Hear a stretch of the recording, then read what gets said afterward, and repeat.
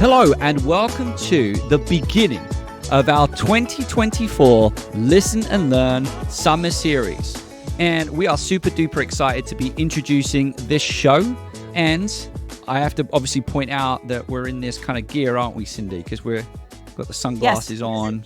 Because you may be listening at the beach or on vacation or as you're in the long car rides with the kids. So, you know, the whole purpose of this is to give you a little bite of information as you continue on with a joyous and restful summer. Absolutely. And, you know, this Listen and Learn series is basically going to take place over 6 weeks. And we've got a little bit of game. And really the objective of this introductory episode is to talk a little bit about the format and also introduce a super duper addition to the Fueling Creativity and Education podcast. But we will heighten anticipation and talk a little bit more about that edition later on. So Matt and I came up with the Listen and Learn series last year in an effort to support professional learning for educators and emerging scholars. And last summer, we focused on 10 tips for bringing creativity in the classroom based on the tips that were generated by our guests. And over the winter, we offered a short series introducing generative AI in the classroom. So if you're not as interested in what we're about to showcase for you, go back to those Listen and Learn series and listen to those ones again. And as a reminder, you know, we do want to respect the fact that you might be at a beach and you might be relaxing. And even if you're not at the beach, hopefully you're doing something over the summer that is just giving you a little bit of a disconnect from the classroom. So for that reason, these summer Listen and Learn series are super duper short, where we just focus, as Cyndi referenced, on one specific item. Now, over the last few years, Matt and I have produced over 150 episodes centered on bridging the gap between research from the field of creativity and the knowledge of educators based on their extensive experience inside the classroom. And although we've interviewed many highly respected researchers and practitioners from both sides of this pendulum, we haven't really dedicated an episode to the history of creativity and creativity research. Therefore, this Listen and Learn series we are producing for this year is going to offer episodes centered on some of the classical literature of the field of creativity. And this literature not only helped define a scholarly perspective of creativity as a construct, but also launched various perspectives to which we now research, discuss, and evaluate creativity and its relationship to teaching and learning. Absolutely. And for the following 6 episodes, we will discuss one article or one book from the field and highlight some key takeaways and make connections to some of the past episodes that we feel might relate to some of those takeaways. And to make things extra special, Hold on, and Cyndi, for this we should take our sunglasses off. I mean, this is pretty big. I mean, this is a really exciting addition to the Fueling Creativity and Education podcast. Oh, this is very exciting. Maybe I'll toss my cap like that. So, we are very excited to introduce our first Fueling Creativity and Education scholar in residence, Jimmy Wilson, who will be sharing some of his thoughts on our website, fuelingcreativitypodcast.com, about each of the articles that we share with you. So welcome to the show, Jimmy Wilson. Hey, Jimmy. Oh my gosh, thank you for the amazing introduction. Like sunglasses coming off, hats thrown in the air. I am just so thrilled to be here with Matt and Cyndi, and I'm so grateful for you for allowing me to join. Like he said, I'm Jimmy Wilson. I'm a doctoral student at the University of Connecticut at the Renzulli Center for Creativity and Talent Development. I actually work pretty closely with a frequent guest, Dr. James Kaufman, there. And I'm very passionate about creativity and education, especially with neurodiverse learners. Just really excited to share my insights and experiences with you all as a scholar in residence. And just to pick up on those insights, Jimmy, and secondly, it's just great to have someone on you being able to kind of like, in essence, offer this kind of youthful, emerging perspective of all of these great conversations that we've had on the show. You're going to be listening to some episodes, not all of the episodes, and providing some commentary in the form of blogs. And I think we've got some plans to bring you on the show during our regular season. And you recently listened to one of our episodes and actually wrote up on that. So can you tell us a little bit about that episode and what you shared, just to kind of give the listeners a little bit of a sense of what we mean by emerging scholar and what you're bringing to the show? Yeah, definitely, Matt. I'm trying to bring in literature from the research field and connect it more tightly with what you guys are doing. And for instance, a recent episode with Dr. James Kaufman and Dana Rowe about the importance of theater arts in the classroom. And one of the things that really struck me is that identity exploration and the way that acting with multiple personas in the theater encourages that. And I connected it to a Boston College psychologist, Dr. Peter Gray, who's really passionate about independent play and independent activity in children. And he wrote a paper in the Pediatric Journal of Medicine, JPEDS, I'm butchering that name, sorry, about how he thinks that a lot of the mental health crisis correlates with the lack of independent play and independent activity that kids get in day-to-day basis.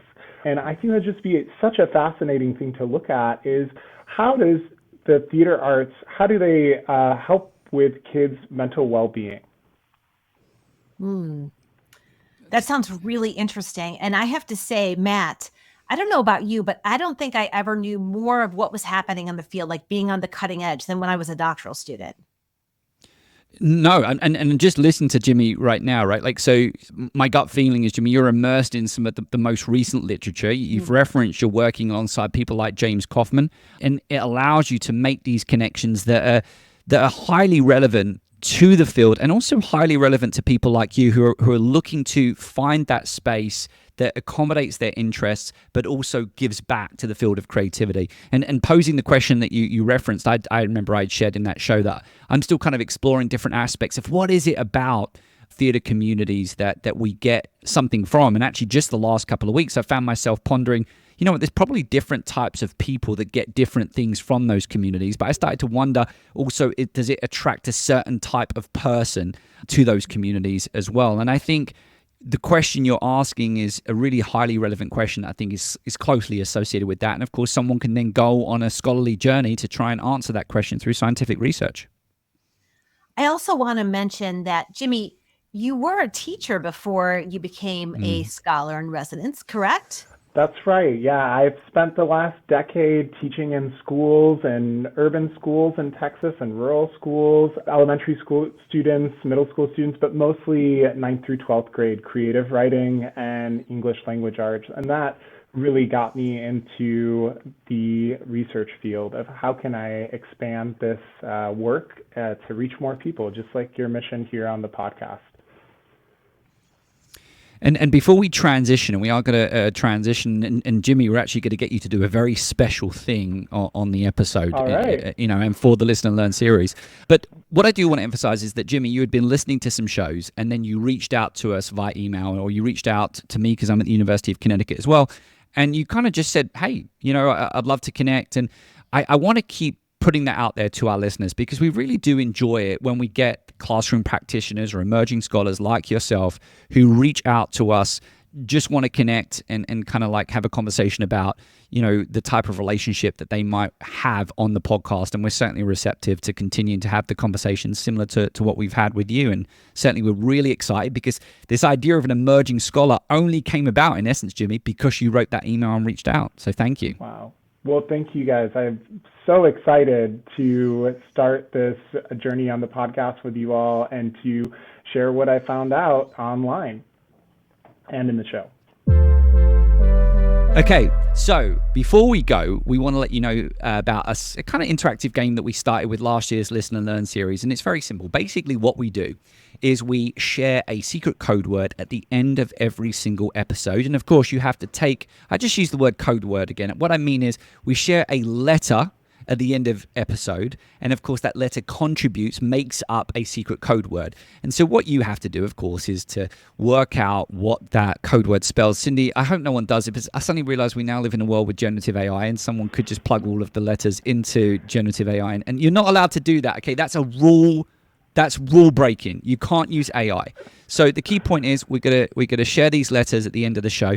You come up with the code word and you have to email us with that code word at questions@fuelingcreativitypodcast.com. That's questions@fuelingcreativitypodcast.com. And we got to get that code word before August. And in addition to that, we ask that you just kind of share a kind of short summary of what you've taken from one of these classical pieces of work and how you think it's going to inform what you're planning for the upcoming academic year. Yes, and like past winners of this game, we will be giving out great prizes to those of you who guess correctly and email us before the end of August, as Matt mentioned. And one lucky winner will receive a very special Fueling Creativity and Education prize pack. And we will also invite a special guest on our show. So anything else, Matt? No, I think we can tee up Jimmy. All right. So Jimmy, you're going to give us not one, but two letters. So you're going to give us the first letter, and then we will go back and forth on words that start with that letter. And then you will give us a second letter. But first, we must do a drum roll.